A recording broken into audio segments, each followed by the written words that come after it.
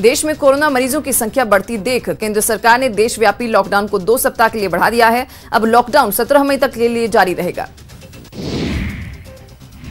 गृह मंत्रालय ने आदेश जारी कर कहा है कि लॉकडाउन के दौरान देश में सीमित गतिविधियों को ही अनुमति दी जाएगी। सभी गैर आवश्यक गतिविधियों के लिए सभी क्षेत्रों में व्यक्तियों की आवाजाही शाम 7 बजे से सुबह 7 बजे के बीच प्रतिबंधित रहेगी।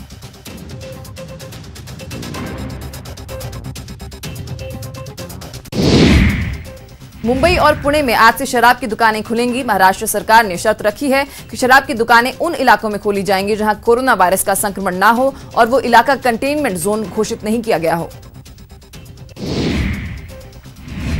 उत्तर प्रदेश सरकार ने शराब की बिक्री को लेकर बड़ा फैसला किया है। आज से उत्तर प्रदेश में शराब की बिक्री की जा सकेगी। लॉकडाउन के दौरान ग्रीन और ऑरेंज जोन में शराब की बिक्री पर छूट दी गई है। राजस्थान में सोमवार से शराब की दुकानें खुल सकेंगी। राज्य सरकार ने शराब दुकानों के संचालन के बारे में आदेश जारी कर दिए हैं। दुकान संचालन के दौरान कोरोना रोकथाम के उपायों की पालना अनिवार्य होगी। देश में लॉकडाउन को 2 हफ्तों के लिए बढ़ा दिया गया है। इसके साथ ही उत्तर प्रदेश के नोएडा में 17 मई तक धारा 144 लागू कर दी गई है। केंद्र सरकार ने कोरोना संक्रमण को कंट्रोल करने के लिए 20 केंद्रीय टीमों का गठन किया है, जो देश के अलग अलग राज्यों के 20 शहरों में जाएंगी और उन राज्यों के साथ तालमेल बनाकर वहां पर कोरोना संक्रमण को कंट्रोल करने के लिए काम करेंगी। कोरोना पर आज NAM का शिखर सम्मेलन होगा। सम्मेलन में वीडियो कॉन्फ्रेंसिंग के जरिए पीएम मोदी हिस्सा लेंगे। सम्मेलन में कोरोना संकट पर चर्चा की जाएगी। देश में कोरोना पॉजिटिव मरीजों की संख्या 40,263 हो गई है। 10,887 मरीज ठीक हुए हैं, जबकि 1,306 लोगों की जान चली गई है। महाराष्ट्र में रविवार को पिछले 24 घंटे में कोरोना के 678 नए मामले सामने आए। वहीं इस संक्रमण से पिछले 24 घंटे में 27 लोगों ने अपनी जान गंवा दी। इसके साथ ही महाराष्ट्र में जहां कुल कोरोना मरीजों की संख्या 12,974 हो गई है। गुजरात में पिछले 24 घंटे में 374 कोरोना वायरस के नए केस सामने आए हैं। वहीं 28 लोगों की जान चली गई है। इसी के साथ राज्य में अब 5,428 कोरोना वायरस के मरीजों की पुष्टि हो चुकी है।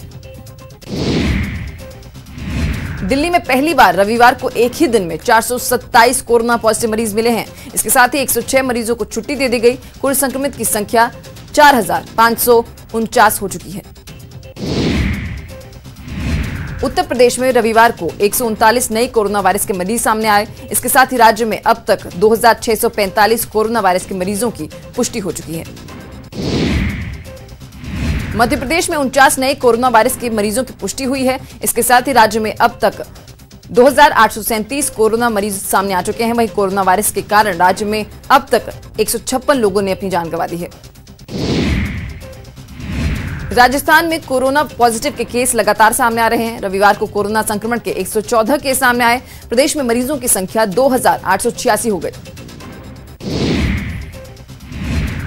प्रदेश में संक्रमण के सबसे ज्यादा केस जयपुर में हैं। यहां 993 संक्रमित हैं। इसके अलावा जोधपुर में 693, कोटा में 209, अजमेर में 168, टोंक में 134 केस हैं। राजस्थान में कोरोना से अब तक 71 लोगों की मौत हुई है, जिसके अकेले जयपुर में ही 42 लोगों ने अपनी जान गंवा दी है। कोरोना संकट और लॉकडाउन को लेकर सीएम गहलोत ने पत्रकारों के साथ वीडियो कॉन्फ्रेंसिंग की। इस दौरान सीएम गहलोत ने अर्थव्यवस्था को पटरी पर लाने, प्रवासियों को घर लाने और पहुंचाने के प्रयासों समेत लॉकडाउन से जुड़े कई मुद्दों पर बात की। सीएम ने कहा कि सोशल डिस्टेंसिंग आगे भी जरूरी है। लॉकडाउन तोड़ने वालों पर सख्त कार्रवाई होगी। कोरोना को लेकर राजस्थान सरकार सतर्क है। लॉकडाउन 3.0 पर गहलोत सरकार नई गाइडलाइन जारी की है, जिसमें प्रदेश में शाम 7 बजे से सुबह 7 बजे तक निकलने पर पाबंदी लगा दी गई है। साथ ही गुटखा, तंबाकू और पान की बिक्री पर भी रोक लगा दी गई है।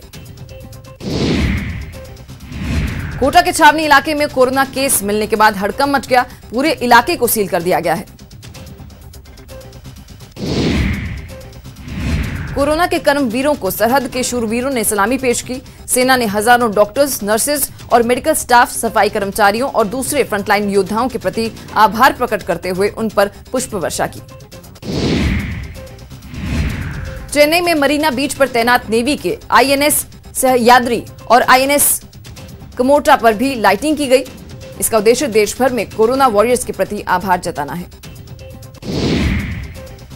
कश्मीर के हंदवाड़ा में आतंकियों से मुठभेड़ में सुरक्षा बलों ने 2 दहशतगर्दों का खात्मा कर दिया। इस दौरान 2 अफसरों समेत 5 जवान शहीद हो गए।